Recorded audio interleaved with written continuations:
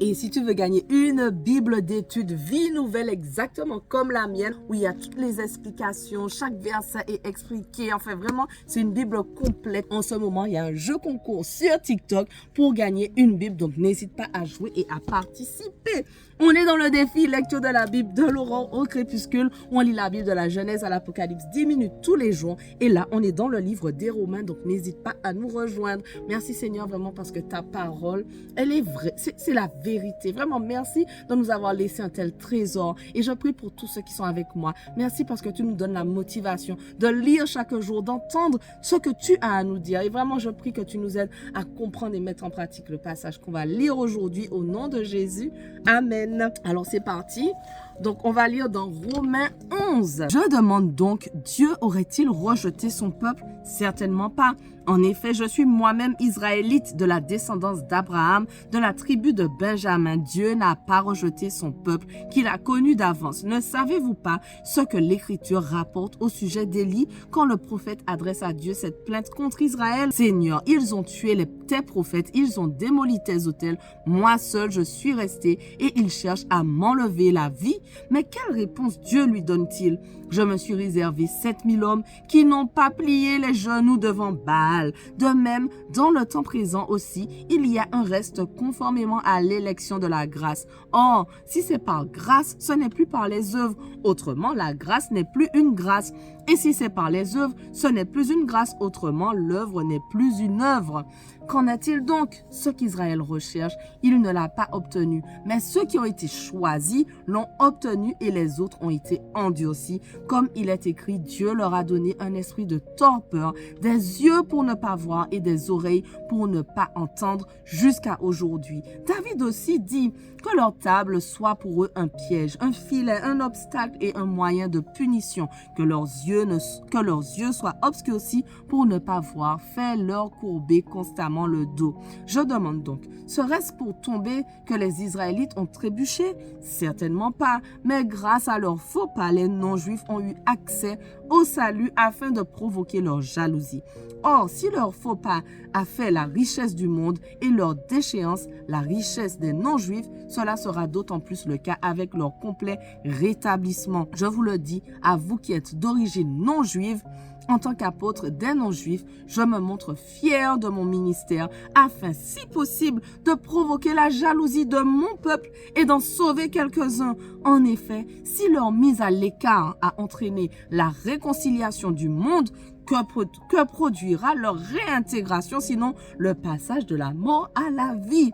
Or, si la première part de pain est sainte, tout le pain l'est aussi, et si la racine est sainte, les branches le sont aussi. Mais si quelques-unes des branches ont été coupées, et si toi, qui étais un olivier sauvage, tu as été greffé parmi les branches restantes, et tu es devenu participant de la racine et de la sève de l'olivier, ne te vante pas aux dépens de ces branches. Si tu te vantes, sache que ce n'est pas toi qui portes la racine, mais que c'est la racine qui te porte. Tu diras alors, des branches ont été coupées afin que moi je sois greffé. C'est vrai, elles ont été retranchées à cause de leur incrédulité. Et toi, c'est par la foi que tu subsistes.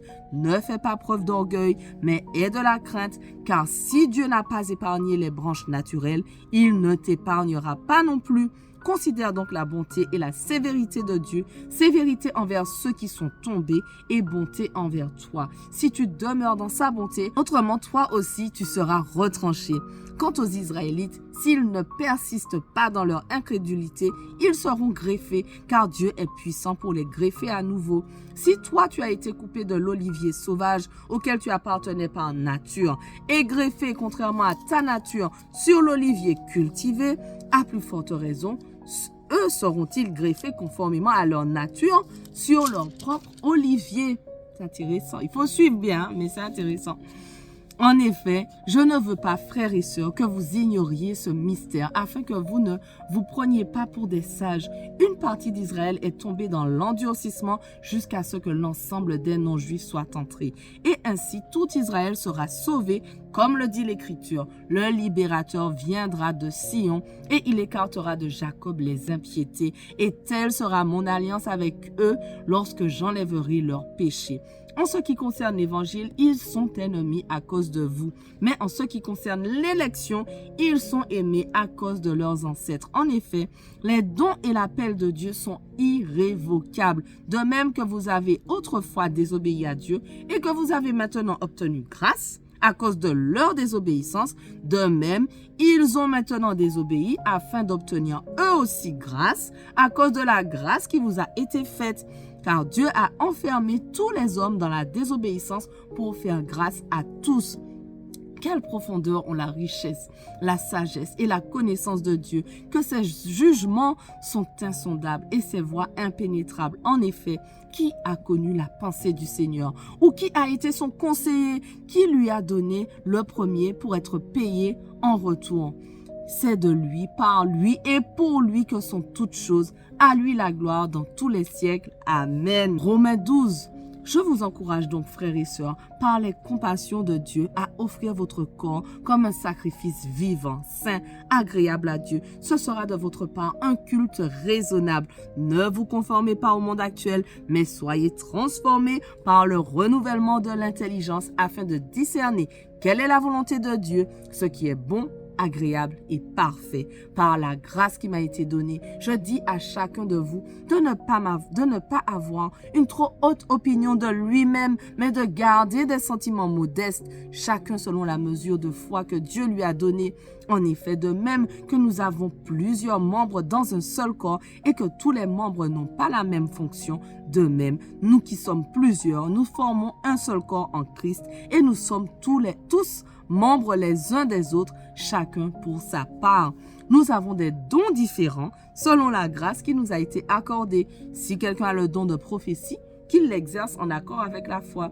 Si un autre est appelé à servir, qu'il se consacre à son service. Que celui qui enseigne se donne à son enseignement. Et celui qui a le don d'encourager à l'encouragement. Que celui qui donne le fasse avec générosité, celui qui préside avec zèle. Et que celui qui exerce la bienveillance le fasse avec joie. Que l'amour soit sans hypocrisie. Ayez le mal en horreur. Attachez-vous au bien. Par amour fraternel, soyez pleins d'affection les uns pour les autres et rivalisez d'estime réciproque. Ayez du zèle et non de la paresse. Soyez fervents d'esprit et servez le Seigneur. Réjouissez-vous dans l'espérance et soyez patients dans la détresse. Persévérez dans la prière, pourvoyez aux besoins des saints et exercez l'hospitalité avec empressement. Bénissez ceux qui vous persécutent. Bénissez et ne maudissez pas. Réjouissez-vous avec ceux qui se réjouissent. Pleurez avec ceux qui pleurent. Vivez en plein accord les uns avec les autres. N'aspirez pas à ce qui est élevé, mais laissez-vous attirer par ce qui est humble. Ne vous prenez pas pour des sages. Ne rendez à personne le mal pour le mal. Recherchez ce qui est bien devant tous les hommes. Si cela est possible, dans la mesure où cela dépend de vous, soyez en paix avec tous les hommes. Ne vous vengez pas vous-même. Bien-aimés, laissez agir la colère de Dieu. Car il est écrit, c'est à moi qu'appartient la vengeance. C'est moi qui donnerai à chacun ce qu'il mérite, dit le Seigneur. Mais si ton ennemi a faim, donne-lui à manger. S'il a soif, donne-lui à boire. Car en agissant ainsi, tu amasseras des charbons ardents sur ta tête. Ne te laisse pas vaincre par le mal, mais sois vainqueur du mal par le bien. Amen. Wow. Romains 13. Que chacun se soumette aux autorités qui nous gouvernent, car toute autorité vient de Dieu et celles qui existent ont été établies par Dieu. C'est pourquoi celui qui s'oppose à l'autorité résiste à l'ordre que Dieu a établi et ceux qui résistent attireront une condamnation sur eux-mêmes. En effet, on n'a pas à craindre les magistrats quand on fait le bien, mais quand on fait le mal. Veux-tu ne pas avoir à craindre l'autorité ? Fais le bien et tu auras son approbation, car le magistrat est serviteur de Dieu pour ton bien. Mais si tu fais le mal, sois dans la crainte. En effet, ce n'est pas pour rien qu'il porte l'épée, puisqu'il est serviteur de Dieu pour manifester sa colère en punissant celui qui fait le mal. Il est donc nécessaire de se soumettre aux autorités, non seulement à cause de cette colère, mais encore par motif de conscience. C'est aussi pour cela que vous payez les impôts, car les magistrats sont des serviteurs de Dieu qui s'appliquent entièrement à cette fonction.